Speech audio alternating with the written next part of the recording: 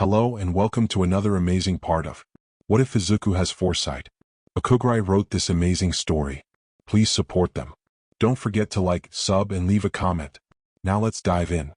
Aizawa Shoyuta opens the door to his safe house. Standing outside is pro-hero Sir Night-Eye. He's in civilian clothes, more casual than his normal wear. But Shoyuta instantly recognizes his green hair and glasses. You said you had something to tell me? Shoyuta asks as he pulls the door open and Night-Eye enters. And you couldn't just call me? Yes. You'll understand, Night-Eye says, glancing around the small apartment. This is your safe house? It's barely furnished and covered in a layer of dust, but it's the most secure place that Shoyuta has access to. Yes, Shoyuta says, both of them knowing that it's only one of many. He crosses his arms and slumps into a wall. What is it that you want to tell me? That list? The one that Foresight wrote for you? Night-Eye says, glancing around again. It's a list of plants. Plants? All of them are working for the same villain, Night-Eye explains. Some of them we knew about, some of them we never suspected. But my team is almost certain that they are all working for the same individual. What? Shoyuta asks. That list had been more than 20 people and all of whom worked for the police. They had all worked for the same villain? Shoyuta had gone through the list, looking up each person. They were stationed all across Japan. None of them seemed to have anything in common. But apparently they did. He resists the urge to say that it's impossible and instead asks, do we know who this villain is? That's the other thing I wanted to tell you, Sir Night-Eye says. He straightens his back and looks Shoyuta directly in the eyes. I want to tell you something very dangerous. Because I imagine there is no way to convince you to drop this case. If you continue this investigation you will be in danger. Just tell me, Shoyuta says, thinking of the danger that his students are in. Of course, Night-Eye says with a sigh. This will be a long story. Night-Eye sits at the table and Shoyuta joins him. I've gotten All Might's permission to tell you this since it involves him, but this story starts 200 years ago. Night-Eye tells Shoyuta the story of a villain with the power to steal and give quirks, who turned that quirk on his brother, how that brother's quirk was passed down from user to user, each of those users working against the villain all for one, with the most recent user being Sir Night-Eye's own student, who'd inherited this power from All Might himself. And that brings us to today, Sir Night-Eye says. Shoyuta is still staring at the table, trying to understand what he's been told. All Might had inherited his power, something Shoyuta hadn't even known was possible. How does Foresight fit into this? Shoyuta asks. Yes, Night-Eye says. He leans back in his chair, staring into the middle distance. That's what took me so long to piece together. I knew that Foresight was acting against Shigaraki's group of villains. I knew that he had an enemy called Overlord of Knowledge who was working for Shigaraki. Night-Eye drums his fingers on the table, staring into the middle distance. I only put it together when I learned that Foresight was the one who stole that memory stick from the museum. What memory stick? Shoyuta asks, thrown. That was the important part of the robbery. There was a memory stick, one that slipped through the cracks and landed there without the museum knowing its importance. You see, that memory stick was created by one of the users of One for All, and contains a wealth of information about All for One. Night-Eye leans forward. If someone could access that data, they would know everything which I've told you today and perhaps more. Things start clicking into place in Shuta's mind. The connections Foresight must have implied that he's been working the field for a long time, but he never made any significant waves until recently. My theory is that Foresight stole that memory stick not knowing its importance but cracked the encryption somehow. He then learned everything about All for One from it. Using this information, he made the connection that I've only made in the last few days. What is that? Shoyuta asks. Shigaraki is not the true leader of this group, Sir Night-Eye says. All for One is. The one who almost killed All Might the first time, Shoyuta says, sorting new information into conclusions. And Foresight knew this and knew that Shigaraki was working for All for One. This is why he was learning about their organization. This is why he warned us. Because he knew who All for One was. Shoyuta realizes something. That's why he's been so cryptic. He knew that All for One had plants in the police force, so anything that he told us would be leaked to the villains, Shoyuta says slowly. And that brings us to the message he gave you, that you wouldn't understand because it was meant for All Might. The museum, Shoyuta says quietly, figuring it out as he speaks. That's why he told us that he was the one who'd robbed the museum. He knew that eventually the information would get to All Might somehow, Sir Night-Eye says. That was his way of telling All Might that All for One was active again, and that Shigaraki is connected to him. Shoyuta takes a long moment to take this in. He planned everything, Shoyuta says. He knew every piece on the playing board and carefully gave us just the right information to do what he wanted. Yes, Night Eye says. Christ, Shoyuta breathes. Quite so, Night Eye says, leaning back in his chair. There's a long moment of silence. Shoyuta looks back at every interaction with Foresight with this new information. He'd been played, not maliciously, but played nonetheless. What do we do now? Shoyuta asks eventually. I imagine we do what Foresight wants us to, Night Eye says resignedly. Because that makes the most sense at the moment. What's that? We need to go through the list he gave us and remove each of all for one's plants in the police force. Ah, of course we do, Shoyuta sighs. He stands already thinking through what exactly they'd need to do. Time to dance to Foresight strings. Izuku arranges the pockets of his jacket. He's got a couple of playing cards, a wristwatch, and another copy of the memory stick, this time with a new password. He has no idea why, but he's willing to go with it. Izuku crouches on the top of a dumpster in an out-of-the-way corner of the city, carefully aiming his arms to try and catch the fire escape. He takes a deep breath and launches himself at it. He misses. Well, that's not quite right. He does impact the fire escape, but it's his wrist that hit it. That impact thoroughly unbalances him and sends him tumbling to the ground. He lands flat on his back on a neatly packed pile of cardboard, which is the only reason he doesn't break something on the concrete.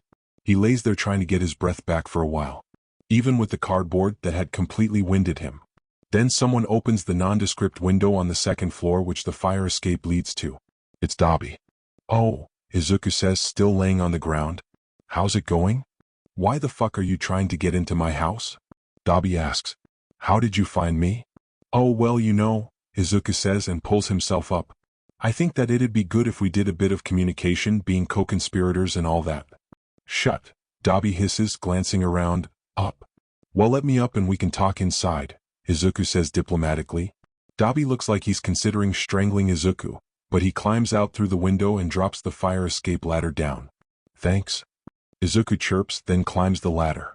It's much easier this way. Izuku follows Dabi inside.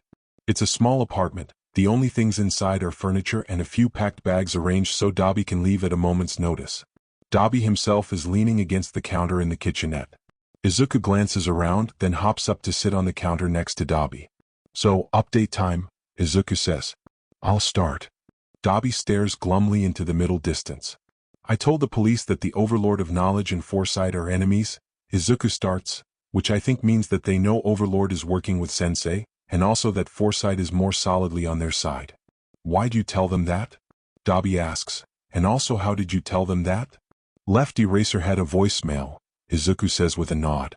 And I think the point was to make it clear that Foresight is on their side or something. It's not super clear from where I'm standing. You really, Dabi stares at him, don't know anything? Hey, Izuku says, I might not know anything but everything's worked out so far. Anyhow, you got any updates for me? Sure, okay, we won't address that then, Dabi says. Foresight did something. We don't know how. The heroes somehow suddenly knew every single mole that Sensei had in the police force. Ha, Izuku says. He doesn't know how? Well, he knows some of it. The heroes somehow got information from the Foresight case about the moles, Dabi recites. They launched a synchronized arrest of all of his contacts at once. This has left him basically blind to whatever the police are planning. And it might be even worse than that, since that was a significant amount of his contacts in general. Something finally clicks in Izuku's brain. Oh, Izuku says, snapping his fingers. That's what that was. Dabi seems to be gathering his strength and mutters something under his breath. What is it? He asks like it pained him to do so. That list of names I gave to Eraserhead. Izuku says, I gave it to him when I left the voicemail. Since I was in his office I just wrote it on the back of a random paper. They were the moles that worked for Sensei. Dabi spends a long moment staring at Izuku, like his brain is buffering. Then something happens and he jerks away from the counter. Oh shit, he breathes. Then starts walking around the room. Oh shit. Holy shit. What the fuck? Language, Izuku says half-heartedly. He keeps on bringing Dabi to the edge of a breakdown and feels kind of bad. What? You're Foresight? Dabi shouts, hands dragging through his hair. Oh, Izuku had forgotten that Dabi didn't know about that yet. He'd only known about Izuku being the Overlord. Oh yeah, I'm Foresight. What the fuck? Dabi hisses. You're Foresight? Yeah. And you're the overlord of knowledge? Yeah. Aren't they enemies? Nope. Why? Dabi asks despairingly, hands splayed in front of him. Izuku just shrugs. Dabi takes his hands and drags them down his face. Why did I think this was a good idea? He hisses, then starts pacing. Oh shit. If Sensei or Shigaraki find out, they're going to kill you. And me. And anyone within a 10-mile radius. Why? Izuku pushes down the thread of anxiety that Dabi's questions are pulling out. Would be fine. His quirk would make everything work out. It always did. Well, I think I needed the narrative of two powers, good and evil, fighting. It got me into Sensei's good graces. And this is easier and safer than actually making enemies. Dabi pushes his face into his hands and screams, the sound muffled by his palms. It'll be fine, Izuku coaxes, swinging his legs from his perch on the counter. Everything works out for me, I told you, that's my quirk. What does that even mean? Dabi shouts. I thought you were just crazy. Oh. Izuku thinks about what the best way to explain this would be, then he remembers what's in his jacket pocket. Well, think of a random card in a deck of cards. Dabi pauses his pacing and stares at Izuku. Why? Just do it, Izuku says. It'll make sense. Ugh. Fine. Whatever, Dabi says. 3 of spades. Izuku pulls the top card from his pocket and holds it up to Dabi. What? Dabi asks, stepping toward Izuku. 5 of hearts. Izuku pulls up the next card and shows Dabi. Ace of diamonds, Dabi says quickly. Izuku pulls the next card out of his pocket. What else is in your pocket? Izuku turns his jacket pocket inside out and shows Dabi that it's empty. Dabi stares at Izuku for a minute, then darts his hand into Izuku's other pocket and pulls out the watch Izuku had brought. He stares at it for a long moment, then drops it like it had bit him. Dabi stares at Izuku for a long time, then sits down heavily on the armchair. What else does it do? Dabi asks in a defeated tone. Mostly that sort of thing, Izuku answers honestly. It also leads me to places or people. Guides me toward doing certain things. Stuff like that. It's been guiding me toward taking down Sensei. That's the reason I created Foresight and Overlord of Knowledge. Dabi spends a long few minutes staring at the ceiling.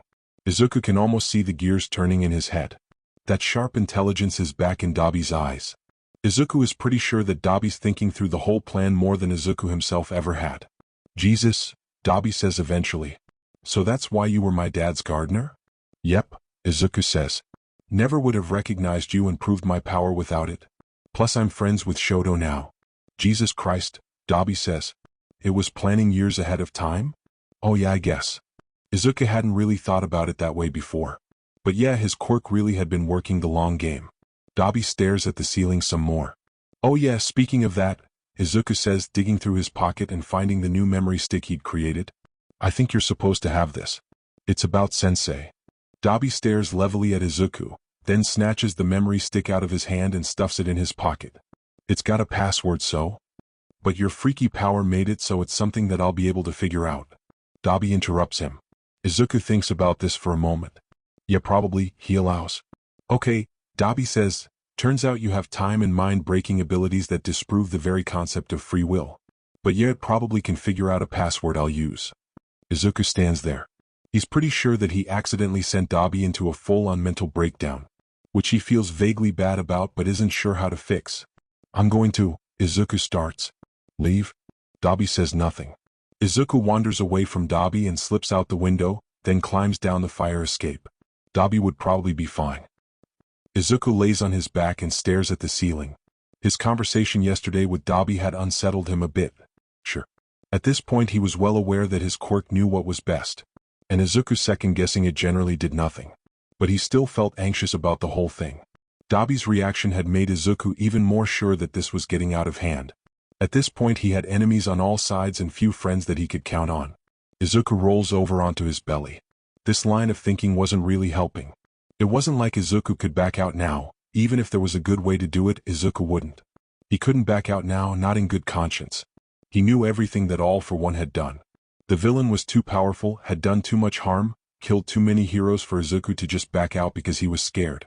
Izuku presses his palms into his face and sighs heavily. He needs a distraction. Which is the exact moment his quirk unfurls from his wrist and tugs at him to get out of bed. Well, speak of the devil. Izuku sighs again and pulls himself out of bed. It's a Saturday morning and it's not like he has anything better to do. He pulls on a jacket and wallet, then heads out the door. He stops by a hardware store on the way. He buys a high-visibility vest, a hard hat, and a clipboard. Eventually his quirk guides him to a construction site. It seems like it's empty. Makes sense. It is the weekend. Izuku pulls on the vest and hat and tucks the clipboard under his arm. He spends a while poking around at the construction site. It's pretty cool. It looks like it will one day be an office building of some kind, but for now it's just a bunch of skeletal-looking frames with a few walls and lots of concrete scattered around. He finds an excavator on the far end and is poking around at the buttons, trying to see if he can start it, when he hears voices from nearby. He glances up and around, wondering if some construction workers are here or something. Instead he sees a group of particularly large and intimidating men walk into view. There's a half dozen of them, all wearing bulky clothing that Izuku is vaguely aware would be quite suitable to hide weapons in. What interests Izuku, though, is that they're surrounding a familiar figure. Leader. Izuku sits up in the excavator and listens in. Listen guys, Leader says in a conciliatory way. I thought we agreed no hard feelings? We agreed to no such thing, one of the thugs says. We agreed we'd part ways if you paid us our due. Well, I can't pay you, okay? Leader says, he's raising his hands in front of him. The job didn't go through, right? I never got paid, so I've got nothing to give you.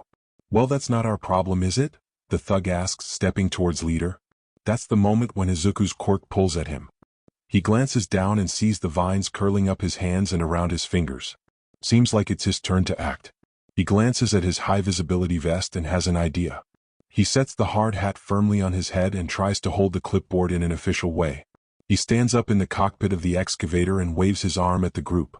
Hey! Izuku shouts. The whole group turns to stare at him. You can't be here. He waves the clipboard. I've called the police. That causes a reaction.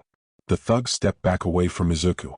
The one who'd been talking to Leader says something too quiet for Izuku to catch, and shoves Leader in the chest. Then the whole group leaves. Well, Leader doesn't leave, he stays staring at Izuku. Once the group is out of sight, Izuku jumps down from the excavator and wanders over to Leader. Once Izuku's closer, Leader's face breaks out in a grin. I thought you sounded familiar, he says, putting his hands on his hips. Thanks for the save, Sparky. No problem, Izuku says, not sure what else to say. How did you know that I'd? Leader cuts himself off, then smiles ruefully. Wait, dumb question, never mind. Yep, Izuku says. He pulls off the hard hat. Man, that's handy, Leader says with a whistle. What was up with those guys? Izuku asks. Oh, them? Leader says. Just a deal that went a bit bad. That sort of thing happens sometimes. I usually don't end up in that much trouble. I'll take your word for it? Izuku tries. Good. My word's about as good a thing as I can give these days, Leader says. He then pulls out a stack of bills from inside his jacket and winks at Izuku. Anyhow, what do you think about me treating you to lunch, since you did just save me from being beat up again? What do you mean, again? Izuku asks. I'm thinking ramen. Leader says rather loudly, grabbing Izuku by the arm and pulling him away. It's been a while. What do you think? Izuku says, yeah, that sounds good. Great. Leader says, leading Izuku out of the construction site. Let's go. It ends up being a rather pleasant lunch. Leader is as talkative as always, but he's always got enough funny stories to keep his monologues interesting, so Izuku doesn't mind it. Leader insists on paying for the food, and somehow extracts a promise from Izuku to call him if he ever needs help. Izuku's pretty sure that he'll never need that, but can't get out of Leader giving him his phone number on a napkin. Eventually Leader realizes he's late to something and has to hurry off. Izuku's left on the street near the bus stop. Well, that wasn't too bad really. At least it was much more relaxing than the normal sort of trouble his quirk leads him into. Izuku heads back home feeling a bit better than he had before. This time, when he goes in to meet the villains who would kill him if they knew who he was, Izuku wears a top hat. He found it at a thrift shop, laughed until he cried and bought it. When his quirk pulls him to assemble his villain outfit again, he reluctantly does it. Then goes through the whole routine of putting on the scar with makeup. The motions themselves are comforting, and Izuku tries not to think too much about the whole thing. Before he leaves, he stares at himself in the mirror. He looks completely ridiculous. With the scar, silver hair, and over-the-top suit, it's all a bit too much. But maybe it's really just the right amount of ridiculous. He puts it out of his mind. His quirk first brings him to the kitchenette and he stuffs a Ziploc bag into his pocket, then goes to the dresser. He pulls out the memory stick. The original one, which he'd stolen from the museum, not one of the copies he's made. He heads to the bar that is the villain's hideout. Izuku takes a deep breath, then slips through the door. Dabi is there, along with Shigaraki and Kurogiri. "Hello, friends," Izuku chirps. All three of them swivel to stare at him. "Hello," Dabi says flatly. He's watching Izuku carefully. "You," Shigaraki hisses. "I hope I've not disturbed your meeting," Izuku says, closing the door behind him. "But I thought it was time to finish our discussion." "We didn't fucking invite you," Shigaraki says. He's sitting on one of the bar stools. Language. Dabi is standing nearest to the door and Kurogiri is behind the bar. "Which I'm sure was an unfortunate oversight," Izuku says consolingly. "But I've got something that your benefactor requested I retrieve. I do apologize for the delay, but there were some complications." Dabi's face twitches oddly. But he's facing away from the other two so they don't see it. "I trust that he is available?" Izuku asks. Shigaraki slams his hands on the bar top and it starts disintegrating under his fingers. Then he stands up and stomps out of the room. Izuku just smiles blithely and waits. "I will tell him of your arrival," Kurogiri says and disappears into black smoke. Izuku smiles and sits down on one of the bar stools. Dabi's staring at him. Like you'd stare at a wild animal who is, for the moment, hunting something else. Izuku dips his top hat at him and an odd expression twitches across Dabi's face. Dabi sits next to him. "You know you're absolutely nuts, right?" he mutters under his breath. "On top of everything, Shigaraki's real pissed that Sensei is talking to you. He's also fucking nuts. He's going to try and kill you the instant he can. And he doesn't even know anything." "He won't get the chance," Izuku says with a shrug. "Don't worry about it." Dabi just nods, then looks Izuku up and down. He leans back a bit, examining Izuku's face critically. "Why the whole get-up anyway?" Dabi asks. Izuku shrugs. "Honestly, villains are just weird. I think this just makes me fit in more." Izuku pauses, then adds, "Plus, it's funny." "Oh God," Dabi mutters. "Don't get us both killed because you think something's funny. Just don't worry about anything. It'll work out." "It always does," Izuku says, patting Dabi's arm consolingly. Dabi grabs his wrist and moves it away. Izuku tilts his head at him, feeling the vines along his arms twist in odd ways. "Hey, wanna fight?" Izuku asks. His quirk settles in satisfaction. "What?" Dabi asks. "Well, it'd be good if they thought we also hated each other," Izuku says and slips off his chair, then grabs one of the glasses from the counter. He starts swinging it at Dabi, who grabs his wrist with ease. Flames rise up around his shoulders and there's a hint of confusion in his face. Kurogiri appears at that moment, and instantly there's a black cloud between the two of them. "Please restrain yourselves from fighting, gentlemen," he says, long-suffering. "I will always attempt to do so," Izuku says and takes a few steps away from Dabi, bowing and tipping his top hat to him. "I'm leaving," Dabi says. Something like understanding flickering across his face. He stands from his seat and saunters out the door. Izuku catches a self-satisfied smile on his face as he goes. "I do apologize," Izuku says, turning to Kurogiri. "Shall we?" The black smoke surrounds Izuku and after a moment the ground falls from beneath him. Izuku lands in a huge dark room. It's a warehouse of some kind. The lights are dim and the air is cold. In the center of the room, directly in front of Izuku, is an enormous pile of pipes, curled and jumbled. On top of that is a man. He's wearing a suit, and his face is strange. His eyes and nose are nothing more than scarred skin pulled over his face. He's wearing an oxygen mask and there are a number of wires connecting to his skin. "Greetings, Overlord of Knowledge," the man who Izuku knows as All for One says. There's layers of condescension just under the surface of his words. Izuku empties his mind. He is the Overlord of Knowledge. He can't be Izuku. He's a villain. He wants to be here. He needs to think and breathe that identity. "Greetings, Sensei," Izuku says, bowing and tipping his hat at the villain. "I hope I found you at a convenient time." "Of course," All for One answers. "Now, I must ask you, have you found the thing I requested you retrieve?" "Yes," Izuku answers. "I do apologize for the delay. There were a number of unforeseen obstacles to my work. But I've brought it today." Izuku reaches into his pocket and pulls out the memory stick he'd stolen months ago. "I've yet to find Foresight himself, but he couldn't keep me from taking this," Izuku says. He holds the memory stick in front of him.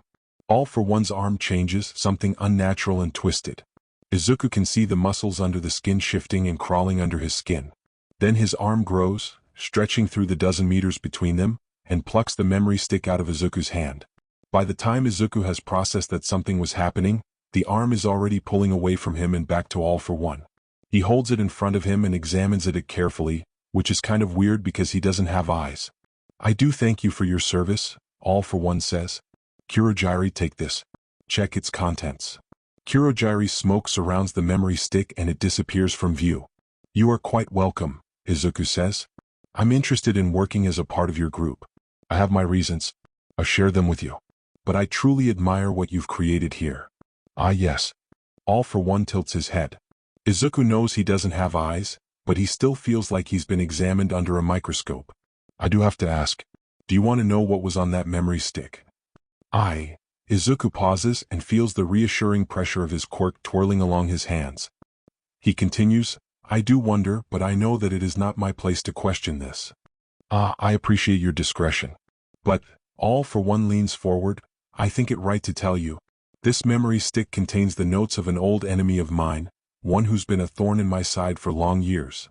Over a century," Izuku translates in his head. "This enemy has passed the torch of working against me from person to person. Each has tried and failed to gain the power to defeat me. However," he gestures to his own face, "they have grown more powerful and have risen to the level of a threat to my own might. But something recently has changed." All for One leans forward, fingers lacing together. "They've always been skilled at only one thing, brute force. I've always been ahead of them through my spies, through manipulation, through my knowledge. But I believe that my enemy has found an ally."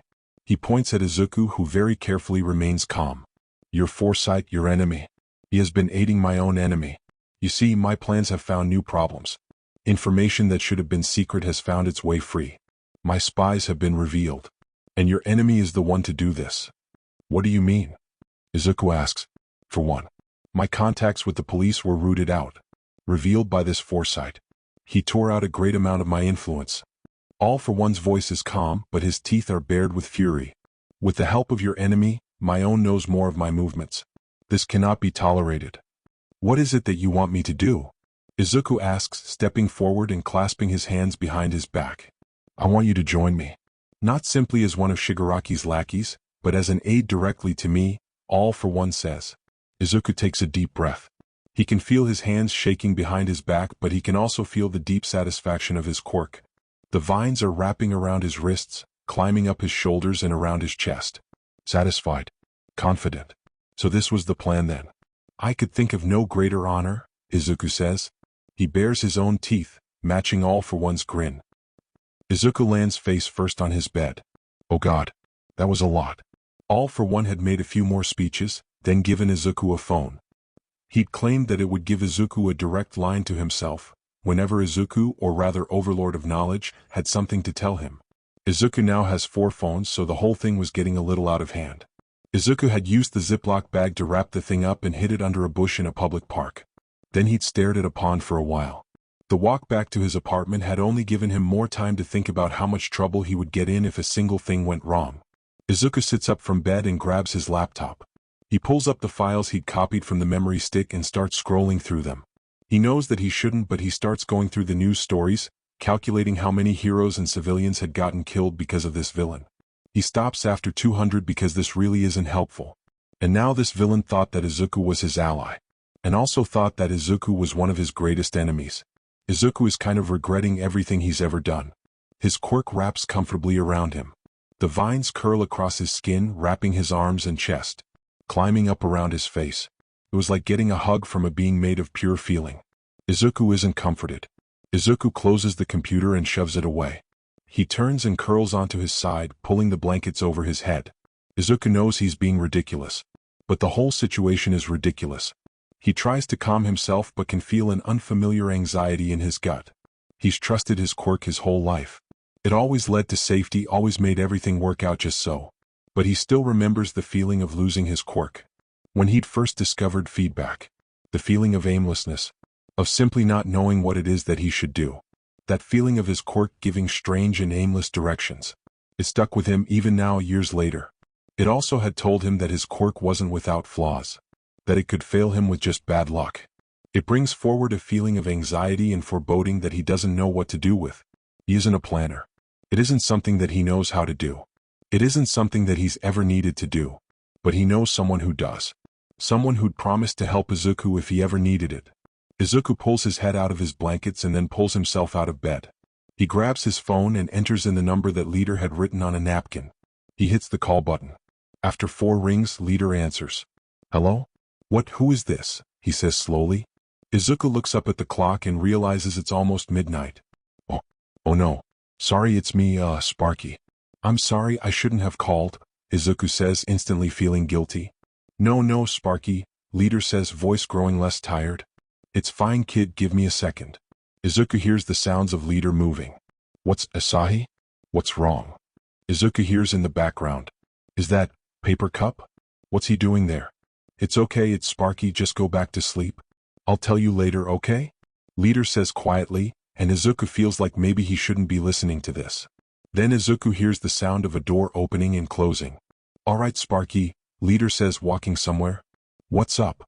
It's, Izuku mumbles, I shouldn't have called. It's nothing. No, Leader says, something of his normal tone filtering into his voice. You've helped me out plenty of times. I'm here to help whenever you need it. What happened, kid? Well, Izuku says, realizing now he doesn't know what to say. Could I, well, I was wondering if, maybe I could ask you for a favor? Not that you need to help or... Course, kid. Leader says, as upbeat as Izuku remembers. Izuku hears something softly clinking in the background. Nothing I wouldn't do for my favorite terrifying friend. Izuku isn't terrifying. Whatever. Later. Well, it's just that. Remember when I had that feedback thing? Yes. Leader says. I remember. I was just thinking. Well, I've gotten into even more situations. And it's just getting more and more serious, I guess. Izuku says, and maybe he's talking too fast, but he needs to explain. But now it's getting really big, and the more it goes on, the more the stakes rise. And my quirk always keeps it from blowing up in my face, but what if something like that happens in an important time? And then I don't have my quirk? Things could go really badly and Izuku runs out of breath. Whoa, kid, it's okay. Just relax. I'm sure it's not that bad. I convinced a bunch of murderers that I'm a villain and am working with them against a hero persona that is also me, and if they figure it out, they'll definitely kill me. There's an uncomfortably long silence. Izuku considers hanging up and burying his phone somewhere. Leader says. That's a lot. Do you want to talk about it? Yeah, maybe. I don't know. I don't know how to make sure that it doesn't blow up in my face, I guess. That I don't lose my quirk at the wrong time and mess everything up somehow. Oh, Leader hesitates. Are you asking for advice? Yeah, I guess, Izuku says. He realizes he's been pacing around his room and sits down on the bed. Okay, I can try. Though, give me a second. Leader walks somewhere and opens another door. Leader seems to cover the microphone, but it doesn't actually do very much to block the noise. Seiko. Oh good, you're up. Come here for a minute, I need emotional maturity. Izuku can't hear the response. It's Sparky, it seems pretty serious. Come on, I'm making tea. Leader uncovers the microphone again. Okay, Slingshot's going to help too. Oh, Izuku says, sort of wishing that this wasn't becoming a whole thing, but also grateful that it was. Okay, thank you. Course, kid, Leader says. There's the sound of more clattering, then the sound quality changes. From a distance, Leader says, you know, you don't really have the same problems as most kids I know. That makes Izuku laugh. Like what? You know, girls, boys, homework. That sort of thing? He says. There's something clinking in the background. Oh yeah, Izuku says. He pulls himself back toward the wall. He pulls the blanket from his bed and wraps it around himself. I just haven't had much time for that sort of stuff. Never been that interested either. And homework's not that much work anyway. Sure, yeah. Was always too much work for me though, Leader says. He walks toward the phone again and there's some sound of moving chairs. School was always a lot for me. What year are you anyway? First year of high school, Izuku says. Wow, Leader says. There's something a little off in his voice. You know that you're a bit too young to be in crime, right? I guess. Izuku had never really thought about that. It just happened this way. Not much I can do now. You could leave, get out, Leader says. If you need help, we could arrange something for you, keep people away from you. I know I'm not a huge mastermind or anything, but I have a few friends in useful places for when things get serious. No, Izuku says, keeping his voice steady. I really can't. You what? Leader prompts. There's a lot riding on this, Izuku says. There's people that are going to get hurt if I step out now. People that don't deserve it. What do you mean? The voice of Slingshot cuts in. Izuku hadn't heard her enter the room. It's complicated, Izuku says. There's a lot to it. Some of it's dangerous. Well, leader cuts in. Just tell us, we know that this sort of thing is dangerous, but we've decided to be a part of it anyway. It's a lot, Izuku says. People say that about me all the time, leader says, pride in his voice. But I'm still doing just fine. Come on kid, cut us in. We want to help and we're asking to know what's happening. You're sure? Izuku asks quietly. Yes, we're sure, Slingshot says, her voice even. Okay, Izuku says. He leans back into the wall and thinks about where to start. You remember that museum we robbed? There was something there that my quirk specifically wanted me to get. So Izuku tells them the whole story, what he found in the memory stick, how he went to the attack at the USJ, how he'd created the identities of Foresight and Overlord and pitted them against each other, and how he'd been giving the heroes information about the villains and their actions. It takes a long time, but eventually he tells them about infiltrating the villains' organization and convincing Dabi to join him against the villains. Izuku stops talking. For almost a minute, Slingshot and leader are silent. Izuku glances over at the clock and realizes that it's almost 1 in the morning.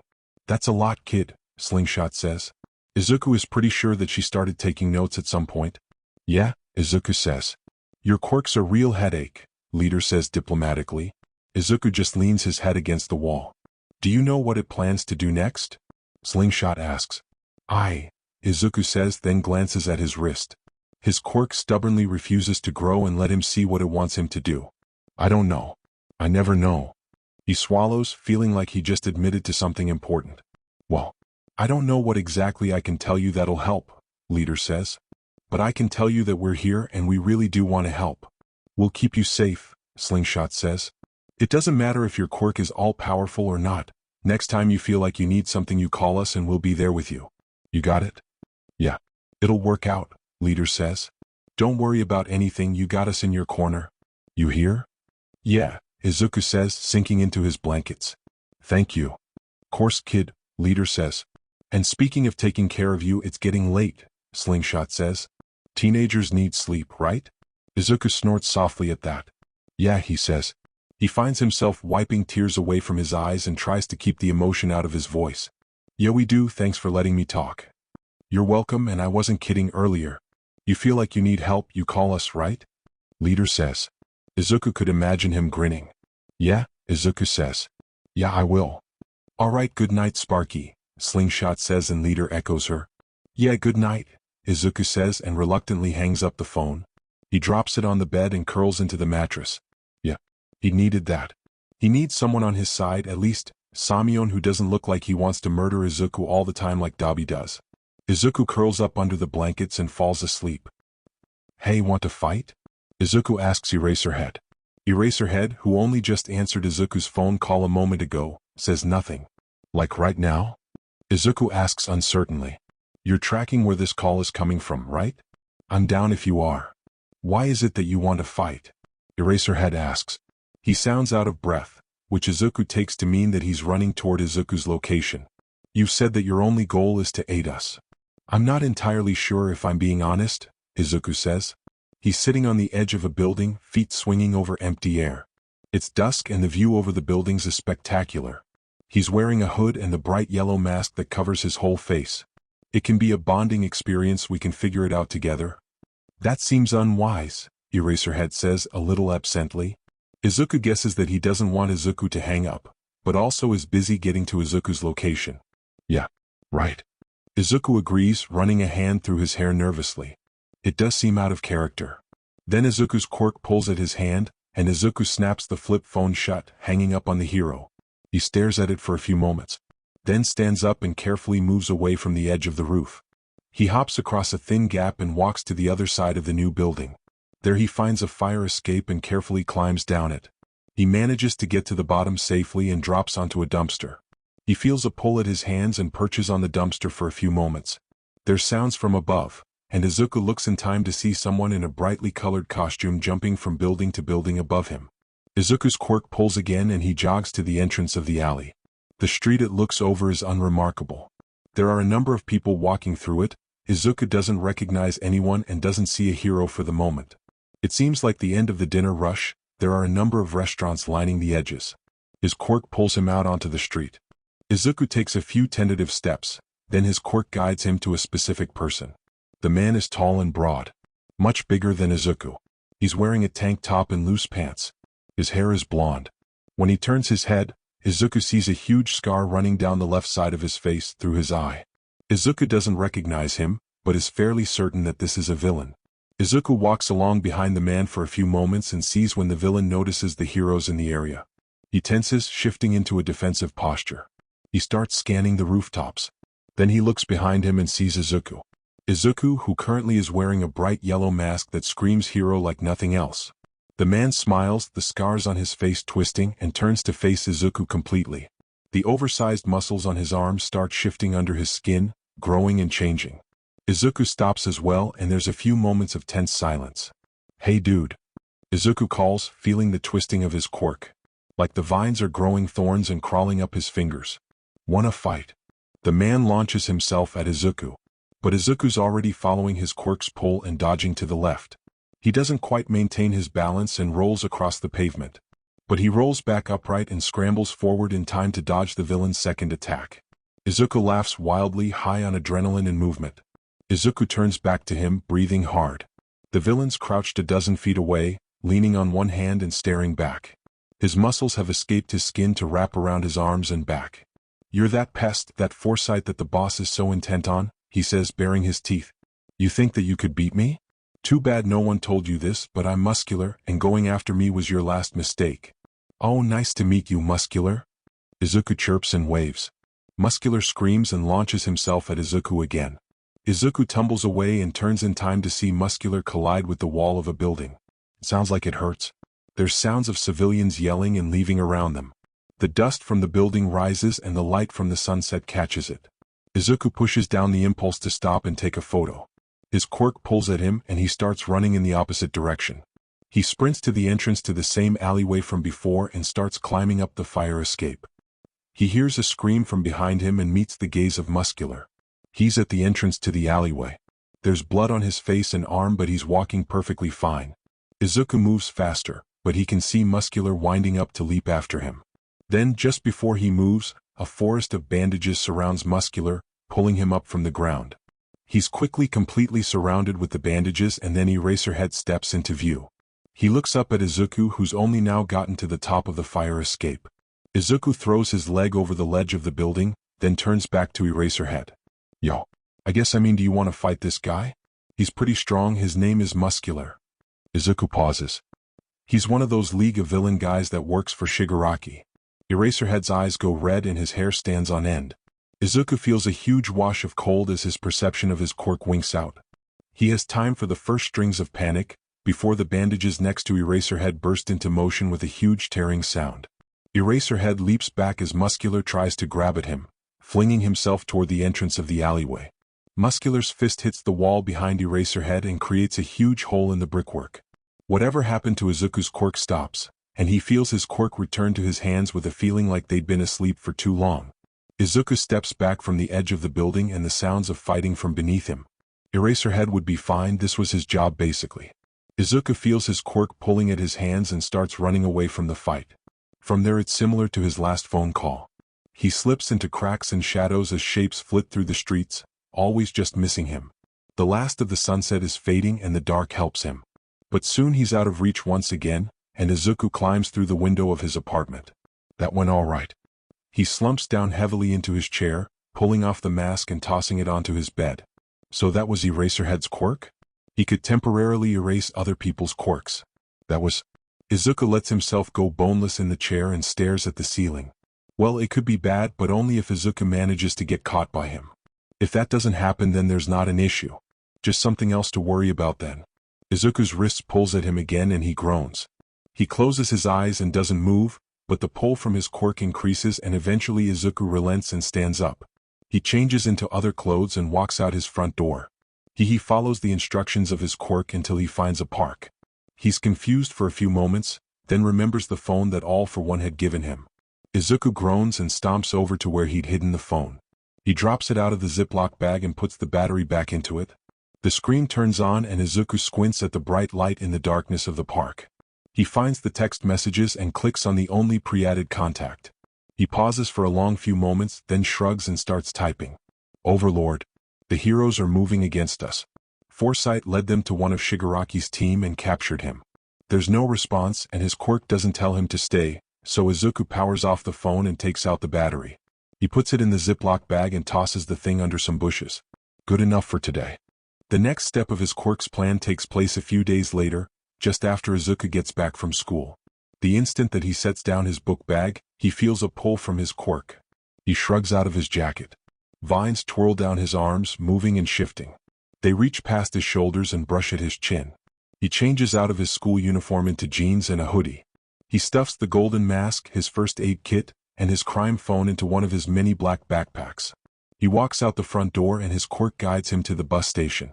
He gets on and pretty quickly recognizes that this is the route to the villain's hideout. While he's riding the train, he feels a pull from his quirk and takes out his crime phone. He waits for a moment, then his quirk guides him to the Twitter app. He opens it, then his fingers move toward the private messages. He creates a new message to Hawks, then follows the pull of his fingers. Foresight 2020? I thought that I should let you in on something. Hawks answers within a minute. Hawks.hero. You're the person who warned us of the attack at the USJ? Foresight 2020? Yeah, that's me. Anyway, there's about to be a fight in Kamino and you should be there. Izuku then switches to the text message app. His quirk guides him to type in a new number. Sparky. Hey Dobby. It's me, could you bring the people you're with right now outside? Izuku stares long enough at the message to see the read receipt from Dobby appear. He doesn't reply though and Izuku tucks the phone away again. Izuku isn't sure what that means exactly, but before he can really think about it, his quirk pulls him out of his seat and he gets off the bus. He's a few streets over from the villain hideout, so he heads toward it. But before he gets there, his quirk pulls him in another direction. He keeps walking, then takes a turn into a side street where he sees someone he recognizes. Two people, actually. One is Dobby, and the other is the woman who Shigaraki had also called in to work for his villain organization. Izuku had never gotten her name. With them are two people who Izuku doesn't know. One is a tall and broad woman with sunglasses and casual clothes. The other is a man wearing a full-body black and white bodysuit. Izuku assumes they are also villains but has never seen them before.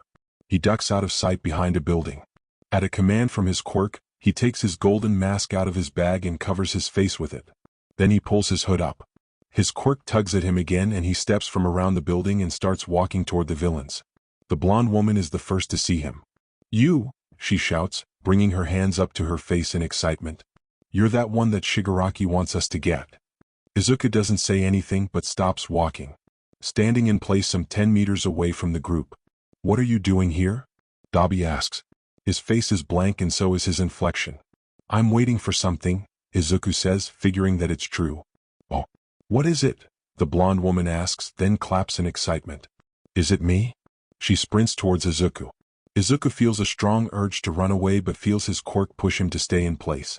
So when the woman lunges at him and throws him into the ground, he's more surprised than anything. He'd expected something to stop her. No such luck. It hurts, his back and head smack into the ground. His hoodie gives his skull some protection from the fall, but his head rings. Oh, I'm Himiko, it's nice to meet you, she says, then pins him. Himiko leans into his face, pressing his arms down into the pavement. That's the point where Izuku starts to panic and tries to escape, but she's shockingly strong and he doesn't make any headway. Oh, don't do that. Himiko croons, then leans toward Izuku's neck and bites it. Izuku lets out a strangled scream as she does it. It hurts more than he'd expected and he can feel it break skin. The only reason that Izuku doesn't start completely panicking at that point is that his quirk is curled across his arms in a calming way. This is part of the plan. It's part of the plan. He needs to be calm. He doesn't feel calm. He feels like his heart is going to beat out of his chest. He feels trapped. He feels like he doesn't know how to get out of this.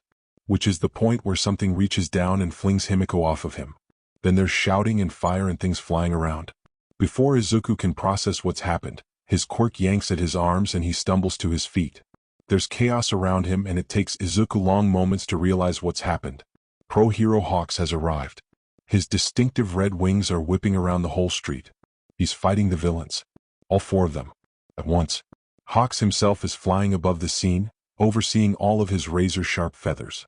The villains are trying to defend themselves.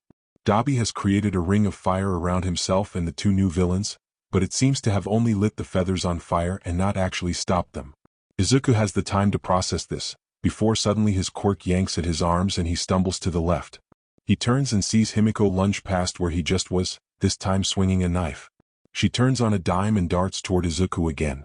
He steps out of the way just enough that the knife scratches through the sleeve of his hoodie but misses his arm. Izuku suddenly feels a strong pull from his quirk and he dives to the left. Just after he's moved, a dumpster is flung through where he'd been standing a moment before. He scrambles forward and finally reaches the street he's come in from. He ducks behind the building and finally has a chance to see the whole fight. It's devolved into even more chaos. Somehow there are now copies of Dabi and the older woman, the latter of which is now using her quirk to launch the copies of Dabi at Hawks. The resulting fight is tearing the street apart. The brick buildings are collapsing from Dabi's fire and the objects which Hawks is throwing around. Debris is everywhere and fire is quickly spreading across the street and toward the nearby buildings. Izuku feels his quirk pull at his attention and sees Himiko. She's crouched at the edge of the fight, attention hooked on Hawks. Then she transforms, turning into a perfect copy of Izuku. Izuku stiffens as she stands. Himiko is wearing his hoodie and mask. She's Izuku's height and build. He can even see wisps of his silver hair escaping his hood. So that's her quirk then. Izuku presses back against the building as she glances around. Then she sprints toward the middle of the fight. Himiko tries to approach Hawks, and when he sees her he sends a fleet of his feathers to try and grab her. She must have thought that Izuku and Hawks had an alliance of some kind, because she's caught completely by surprise. Within a moment she's completely trapped within the feathers. Then Dabi launches himself toward her. He sends a wall of flame at where she's trapped. Izuku feels dread as the wall of flame approaches what looks exactly like him, but Dabi doesn't harm Himiko. Instead the fire spreads around her and singes off the feathers. Then Dabi steps closer to Himiko, hand out like he's about to send fire her way. The woman says something that Izuku can't hear and Dabi stiffens. He glances up and around. Izuku sees the moment that Dabi spots him. Izuku hesitantly waves at him from where he's hiding. Izuku is pretty sure that Dabi rolls his eyes. That's the moment that Dabi seems to have figured out what's happening, because he starts attacking Himiko for real. She's once again caught off guard but reacts quickly. She leaps forward and starts to swipe at Dabi with the knife from before. He dodges the first hit, but takes a slice to the arm. Himiko is getting closer to Dabi, and Izuku realizes that his quirk gives him an edge in long-range combat, but it's more limited in close quarters. Then Dabi grabs Himiko's arm and flings her away from him. She might be strong but Dabi is a whole lot bigger. Dabi gathers fire in his hands and steps toward Himiko. That's the moment that Hawks intervenes. He launches himself between the two of them, Himiko behind him. There's a standoff, Dabi standing there staring at Hawks. He seems to be calculating his chance of success. Then he sends a huge wave of flame all around him. Hawks jumps back, covering himself and Himiko in his wings. Izuku shrinks back behind the building as the wave of fire passes by. Then feels a pull from his quirk. He peers back around the corner. Dabi is gone. The other two villains are both unconscious, being held in place with Hawk's quirk. Himiko is still wrapped in Hawk's wings. There are a number of civilians standing outside the range of the fight, some of them recording the fight on their phones. That's the moment when the police finally arrive. They swarm across the scene, pulling up with police cars and quirk suppression cuffs. The two new villains go in the cars first, then Himiko. At that point, most of the attention is on Hawks. The civilians are trying to get to him for autographs and the police are holding them back. But Izuku is watching Himiko inside the police car. There's someone with the police, not a cop but working with them. He's got green hair and a sharp suit. He reaches into the car and moves to take Izuku's mask off of Himiko. For a moment, Izuku thinks that his face is going to be revealed and recorded. Then Himiko's shape-shifting peels away, and once again she looks like herself. The green-haired man jerks back and says something into a walkie-talkie. Then Izuku's quirk pulls at him again and he steps back from the fight. He pulls off the mask and stuffs it into his bag. He's now surrounded by the crowd of civilian onlookers and is completely unnoticed as he slips away. His breathing is still fast and his heartbeat is loud in his ears. His hands are shaking from adrenaline and he stuffs them into his pockets. He's gone about half a block when someone steps along beside him. Izuku jumps but then realizes that it's just Dabi. "Hiya kid," Dabi says affably, "you know you're bleeding, right?" Izuku touches his neck and realizes that yes, he is bleeding. From where Himiko had bit him. There seems to be a lot of blood, it's being absorbed by his hoodie mostly. "Oh." He reaches into his bag and pulls out the first aid kit. He stares at it for a bit. He's not completely sure how to start, and his quirk isn't giving him any clues. This continues for another block before Dabi runs out of patience. "Jesus, kid," Dabi says. He grabs Izuku by the shoulder and guides him to a bench. It's out of the way and there's not many people on the street now. Most had either gone to watch the hero fight or taken shelter in a building somewhere. Izuku sits still, hands folded together and staring at the street as Dabi sits down next to Izuku and pulls what he needs from the first aid kit. "So your quirk knew that this would happen then?" Dabi asks, sanitizing his hands. "Yeah." Izuku shrugs, eyes still fixed on the street. "I guess it did. Seems kinda shitty it putting you in danger like that," Dabi says. "Here, take your hoodie off. It's in the way." Izuku does. Then slumps back into the bench. It's cold with just his t-shirt. Dabi is silent as he works. He's not really gentle but at least he's fast. He cleans the blood from the bite on Izuku's neck, then disinfects it. That hurts the most and Izuku clenches his hands together. Then Dabi uses some medical tape and a gauze pad to create a makeshift bandage. Izuku finds himself remembering that, despite becoming a villain, Dabi had been a big brother once. Once he's finally done, Dabi leans back and stares at Izuku. "You going to be okay, kid?" he asks. Izuku just shrugs and pulls on the hoodie again. There's a significant amount of blood staining the collar area. He'll have to throw it away at this point. Dabi sighs and packs away the first aid kit into Izuku's backpack. "When you get home, clean it with soap and water, then cover it again. It'll heal fine," he says mechanically. He stands up, then pulls Izuku to his feet. He looks Izuku over, then turns to leave. "See ya."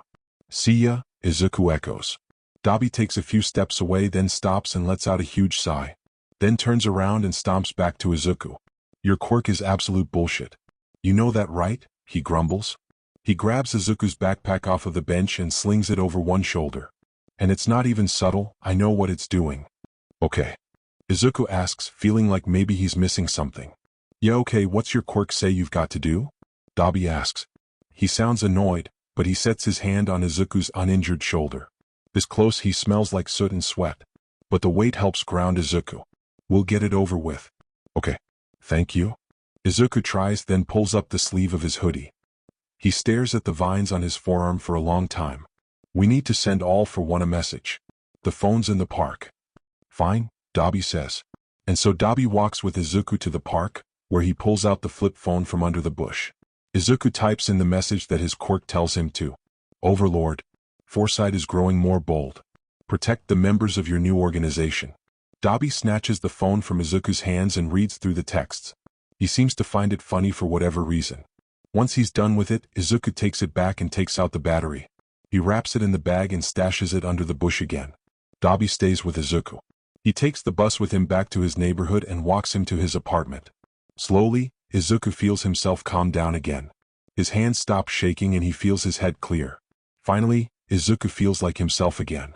"Thank you," Izuku says as they stand by the front door of his apartment building.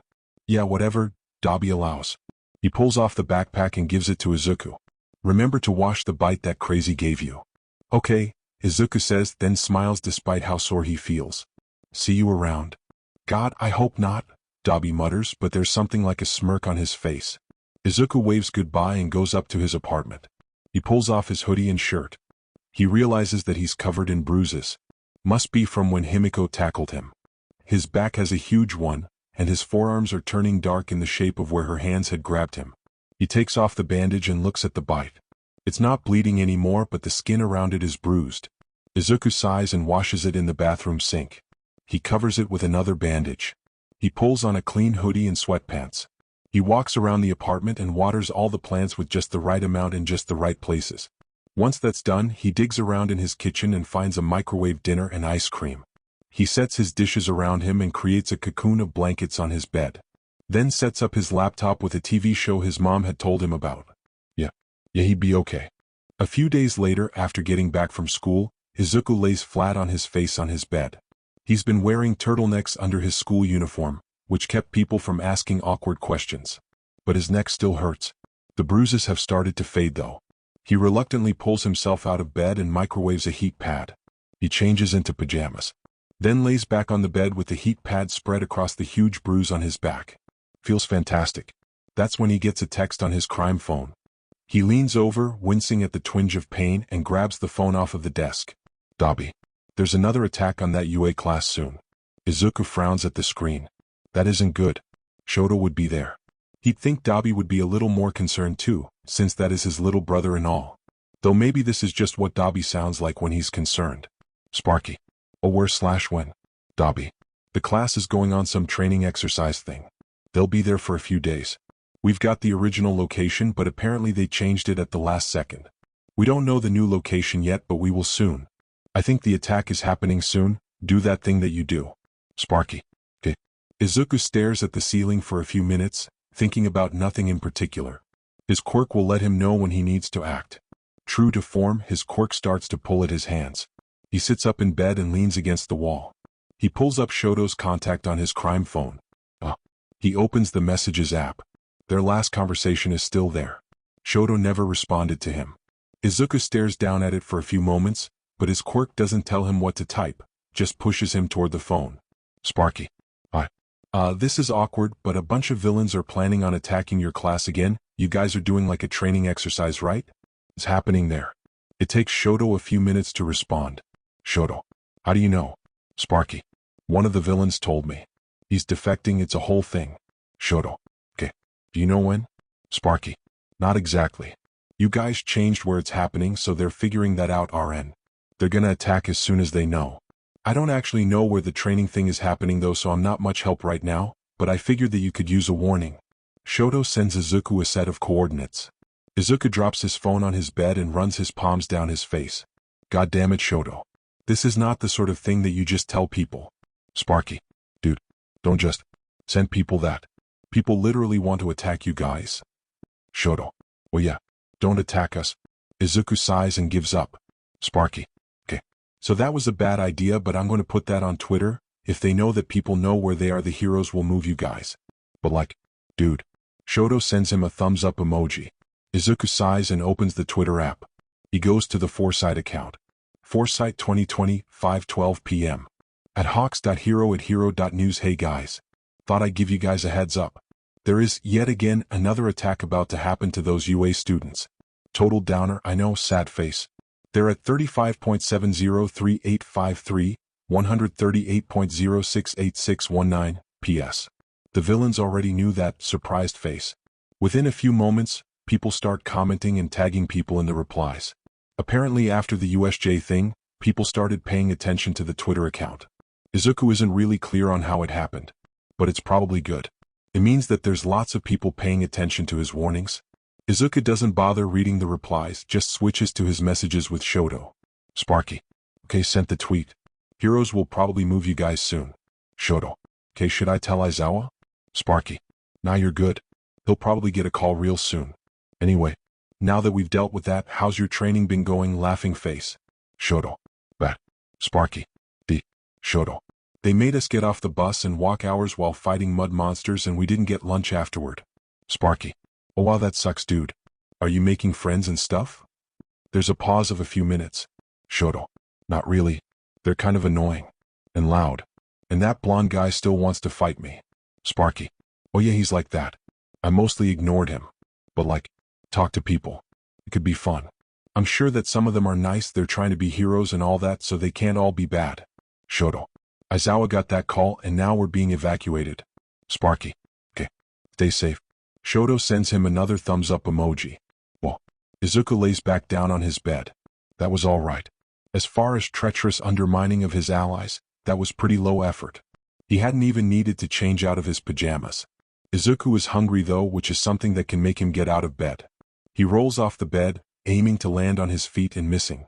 He pulls himself off the ground and presses his hand into his back. Okay, that really did hurt. His quirk pulls at his hand and he slips the crime phone into his pocket. He walks to the kitchenette and starts on dinner. He pulls out some vegetables his quirk had made him buy and starts cutting. It's pretty relaxing. He just lets his quirk move his hands. Things like this are straightforward.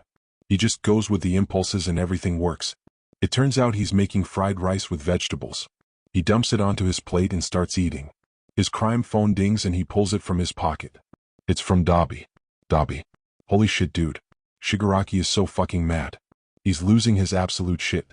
We showed up to attack and the students were gone? But there was a shit ton of heroes there waiting for us. Most of us got out pretty quick, but not everybody. Also just using Twitter too? He's going to be screaming about this for hours. He might actually kill one of those villains they just recruited too. This was a great idea. Sparky. Laughing face. Izuku returns to his food. He scrolls a little bit through the Twitter responses. There's lots of random people freaking out. A couple of official hero accounts are trying to get a hold of him in private messages. Izuku gets bored after a bit and starts looking through pictures of people's cats and liking the ones that are particularly cute, which is most of them. Eventually he's done with his dinner. He made the exact amount that makes him full, like always. He cleans up the kitchen at the push of his quirk. Then his quirk pulls on his hands and he realizes he has more to do. He sighs, then pulls on his shoes and a jacket. He pulls out the flip phone and battery, then stuffs the both of them into his pockets. Izuku walks out the front door and walks down winding streets for most of a kilometer. Then he takes out the flip phone. He replaces the battery and is greeted with a flood of notifications. A lot of them are from Eraserhead, but there are a couple from other numbers he doesn't recognize. Izuku looks through them and thinks maybe they're other heroes. He ignores those because his quirk is pulling at his fingers. He calls Eraserhead. The line rings 4 times, then he picks up. Foresight.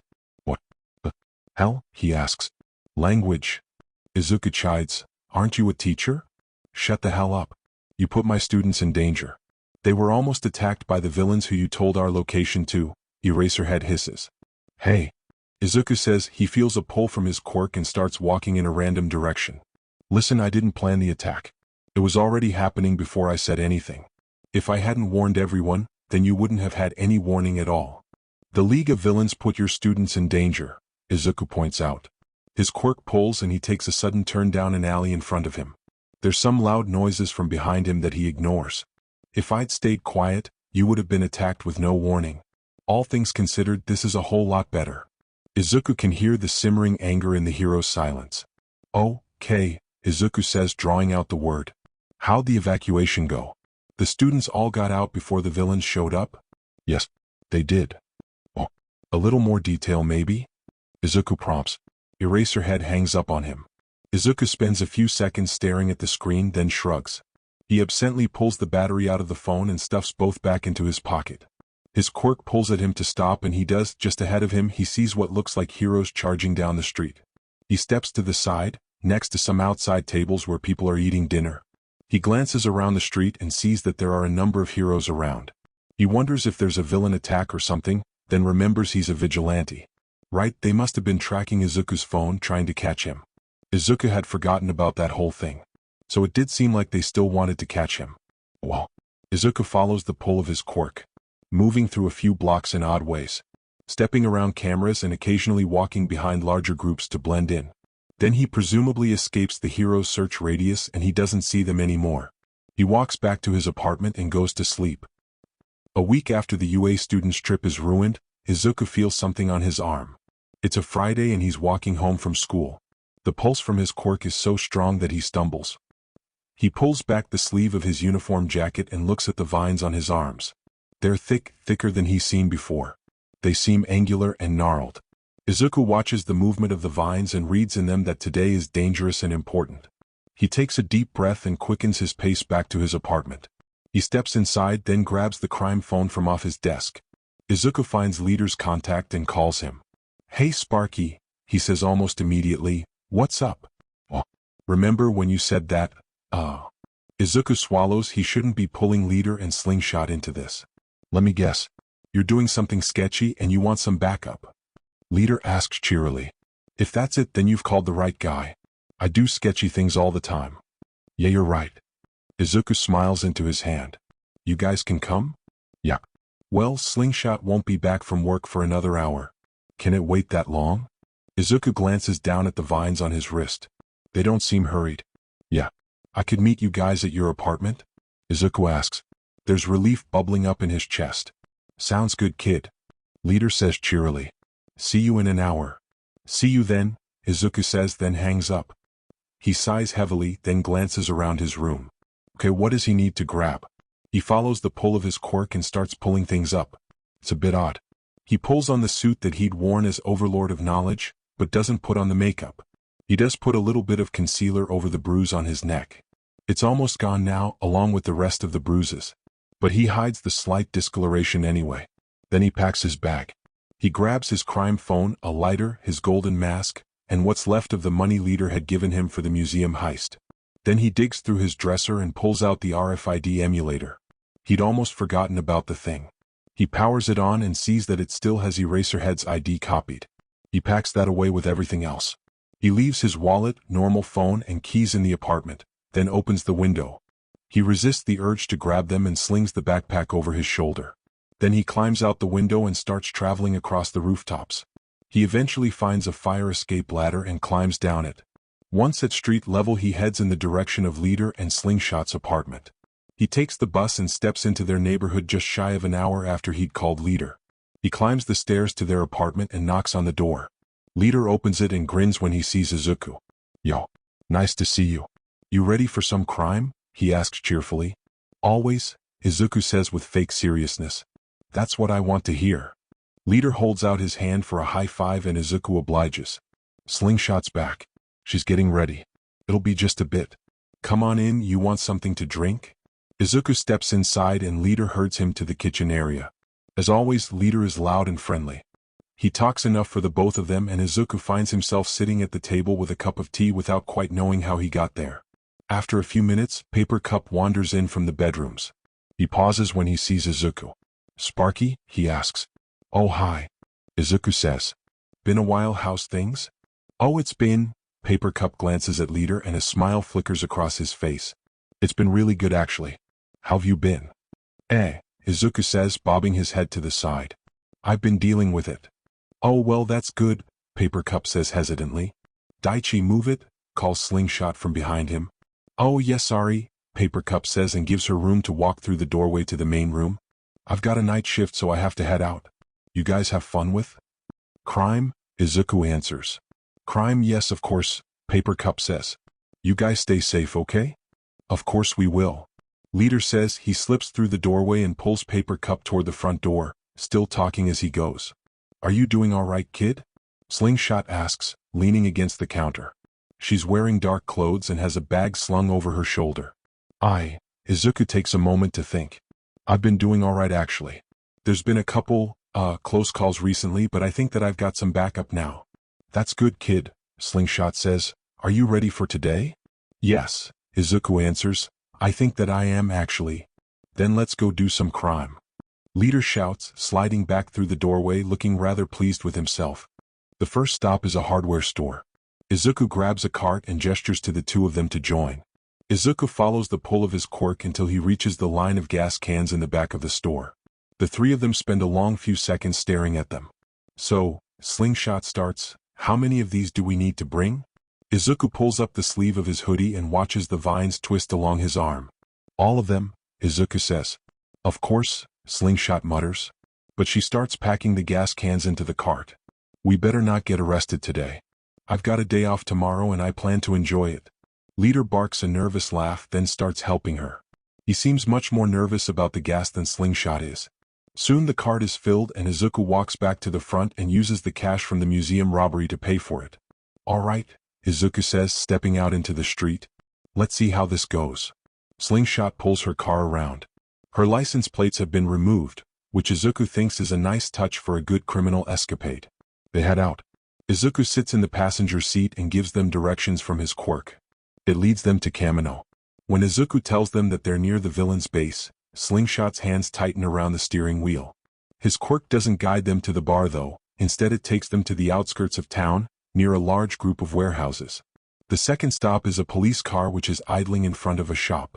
"Pull up behind," Izuku tells Slingshot. "The cop?" she asks, sounding offended. "It'll be fine," Izuku assures her, still staring at the vines on his forearm. He tilts his head to get a better read on what they're saying. "I'll just need a minute." "Okay, kid," Slingshot says and pulls behind the cop car.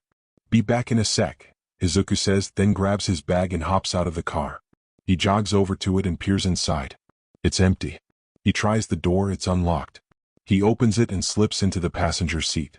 There's a computer thing mounted to the dashboard and he pulls it to him. Then he follows the pull of his quirk and takes out the RFID emulator.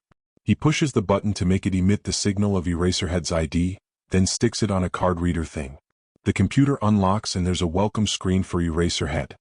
So the hero system and police system were related somehow. Or maybe Eraserhead just worked with the police a lot.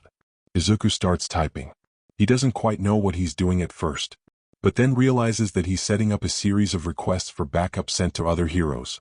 Each of them will be sent at a specific time to specific heroes. All of them are within the next 30 minutes. There's something like 24 heroes. Izuku doesn't know what's going to happen that needs this many people, but he decides not to think about it. After a few minutes it's done and Izuku logs back out of the computer. He slips the emulator back into his bag and hops out of the car. He's stepping away from it when he sees a police officer step out of the building nearest to the cop car. He sees Izuku, then ignores him and gets into his car. Izuku walks, carefully casual, back to Slingshot's car. He slips into the passenger seat. Leader starts laughing a little hysterically. Sparky, Slingshot says. Her knuckles are white from her grip on the steering wheel. That was the most stressful thing I have ever experienced. Oh, Izuku says. It hadn't been that bad he'd thought. Though maybe that was because he'd never gotten caught doing something illegal. Or at least he'd always been perfectly able to slip away before anyone could actually capture him. I've got very good timing, he tries. Yes you do, Slingshot sighs. What did you do in there anyway? Oh yeah. I sent out a request for heroes to show up, Izuku explains. What? Leader says. Heroes are coming here? Oh no. Not for a while, Izuku says. We'll probably be out of there by the time they show up. Slingshot just sighs and pulls the car back onto the road. Eventually his quirk pulls him towards a specific warehouse. That's it, Izuku says, pointing. It doesn't seem any different from the others, but Izuku can feel the pull of his quirk drawing him towards it like a black hole. Slingshot pulls to the side of the road and parks next to it. There are no street lights around and the warehouse looms over the street, casting a shadow over their car. So, Slingshot starts. We are burning down a building? Izuku says. He glances back toward the trunk. I guess. Goddamn, she says. Well, there's no stopping it. Guys, Leader says. Slingshot turns back to look at him. Is this moral? Like, are we just cool with burning down a building for a reason we don't know? Yeah, Izuku says with a nod. I mean, Slingshot says, this is maybe the only time in our lives where it's justified. It's probably a secret villain base, right? Probably, Izuku agrees. So it's good that we're doing this, Slingshot says with a nod. Right. And we get to burn down a building. Come on, you've never wanted to try it? No. Leader exclaims. What if it's dangerous? Like we get burned, or the villains attack us when we get close? You're the most boring villain I've ever met. Slingshot sighs. Come on, kid. Let's get our arson on. She steps out of the car. Izuku gives Leader a thumbs up, then follows her to the trunk. Izuku follows the pull of his quirk and starts pouring the gasoline along the base of the building. Leader eventually follows them outside with only muttered protest this time. It's only the one side of it, so the amount of gas that they brought is plenty to cover the building up to a few feet up. It takes around 15 minutes, but soon enough the entire side of the building is ready to go up in flames. Izuku pulls up the sleeve of his hoodie and lifts his forearm close to his face to read the vines crawling across his skin in the dim light from the distant street lamps. Okay, he translates. Start the car, I'll light it, then we'll get out of here. Got it? Slingshot says. She steps into the car and turns it on. Leader gets into the back seat. Both of them are staring at the puddles of gasoline. Slingshot has her phone out and is recording a video.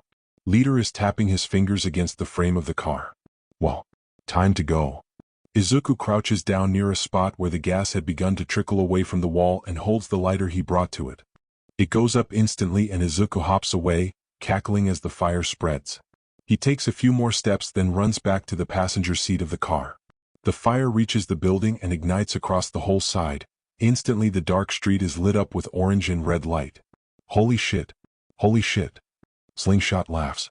Izuku laughs with her and cranes his neck to watch the flames as Slingshot peels away from the building and down the street. Leader's laughing too, a bit more hysterical than the two of them. Izuku feels a sharp tug on his quirk. Left, he shouts, and Slingshot makes a hairpin turn. Just as the warehouse is leaving his line of sight, Izuku sees something large and black climb out of the burning building. A Nomo? Oh shit, Izuku mutters as they start down a new street. What? Slingshot shouts. This is not the time I want to hear an oh shit from you. Oh, Izuku says, it's just, well, that building is definitely owned by the villains, you should probably speed up. Slingshot does so. Okay, Izuku says. There's a sound like metal twisting from behind them. We'll be fine. What the fuck is that? Leader shrieks from the back. Izuku looks behind them. That's definitely a Nomu following them. Well shit. There's another pull from his quirk. Right turn. Izuku shouts. Slingshot turns and Izuku is violently tossed to the left. Izuku glances in front of him. There's an intersection with a red light. There's traffic crossing from the left and right in a solid wall. There's a violent pull from his quirk and Izuku breathes deeply to keep calm. Speed up. Izuku shouts. Behind the car the Nomu is getting closer. It's smaller than the one at the USJ. It has longer limbs and a strange, awkward gait. But it has the same exposed brain and pitch-black skin. What? Slingshot yells. Do it. Izuku shouts. Oh fuck shit. Slingshot shrieks and her car's tiny engine screeches.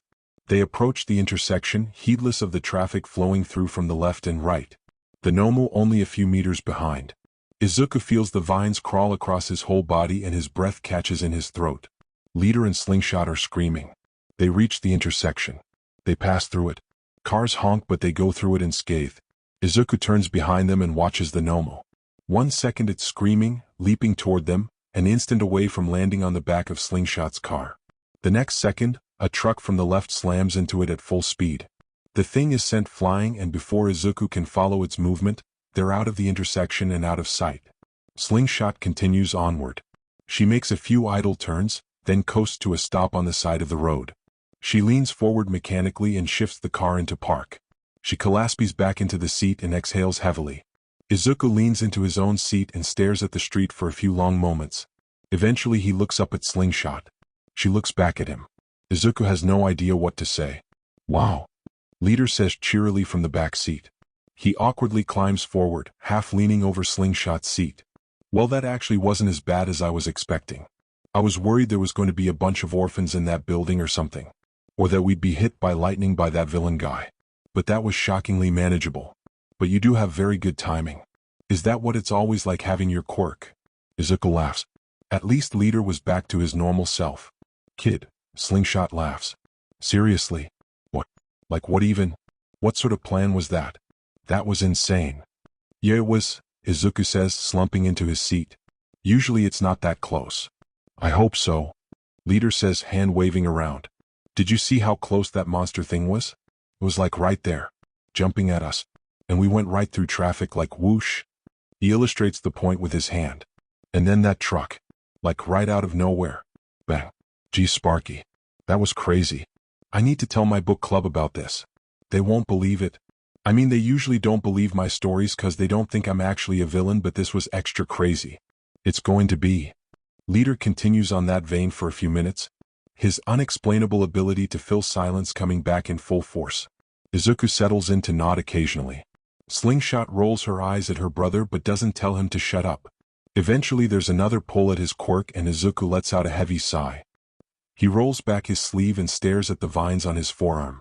Leader's monologue cuts off as Izuku stares at his arm. The vines are lazier, less like something needs to happen, and more like the whole adventure is close to its end. It doesn't seem to be actively pulling him toward anything. You guys want to check out the fight? Leader asks after Izuku stares at his arm for a minute. The fight? Slingshot asks. Well, you called up some heroes earlier, right? Leader says, bet the fight is going to be fantastic. Izuku glances up at Slingshot, she shrugs, then grins. I'd be down, she says. Oh, let's do it then, Izuku says, leaning back into his seat. Ah yeah. Leader says, sitting back down. This'll be great. Slingshot starts up the car and drives back in the direction of the warehouse. A few blocks away, crowds of people are watching the fight which has broken out across the streets. It's too full to drive, so they leave the car parked. Izuku shoulders his backpack and they walk to the center of the crowds. Leader was right. The fight is fantastic. The warehouse had been almost completely destroyed along with a few of the neighboring buildings. Fire and smoke are scattered across the battlefield. But what really gets his attention is the heroes. There's more of them than Izuku has ever seen in one place. Some he recognizes from TV, some from the Hero Ranking Awards, some as teachers from the UA Festival. Hawks is there, as is All Might, along with more than a dozen more. They're fighting the Nomu, but also a number of villains who Izuku hasn't seen before. You would guess that they're the other villains who all for one hired to attack the UA students during their training trip. The fight is amazing. All Might is going toe-to-toe with 3 Nomas. They're weaker than the one at the USJ, but they're still splitting concrete with their hits. All Might seems to be taking them in stride. Izuku watches as he pummels one with his signature punches. Hawks is flying above the fight, swooping in to give backup to any hero who needs it. MT Lady is there, and Izuku sees her grab one of the Nomu and drop kick it toward Kamui Woods, who catches the thing in a wooden net. Izuku sees a villain with a lizard mutation quirk go toe-to-toe against Present Mike. Along with even more heroes who he doesn't recognize. The villains are powerful, but the heroes are too. The villains and Nomu outnumber the heroes, but they have enough heavy hitters that they can manage the fight. Izuku tries not to think of what would have happened if the heroes didn't have the forewarning that they did. Or if the villains had had more time to prepare their attack. The crowds don't seem worried, most are cheering or recording the fight on their phones. Leader leans over Izuku and slings an arm around his shoulder. "Sparky, you've done it again?" Leader says. "You see this? This is a real show. See, I told you we should check it out." "Yep," Izuku says laughing. "Seems like it went pretty well." Then Izuku glances up and sees Eraserhead looking at him. He's standing on the other side of the street. He's in full hero costume and definitely recognizes Izuku from that time at the police station. Izuku sees him reach down and say something into a walkie-talkie.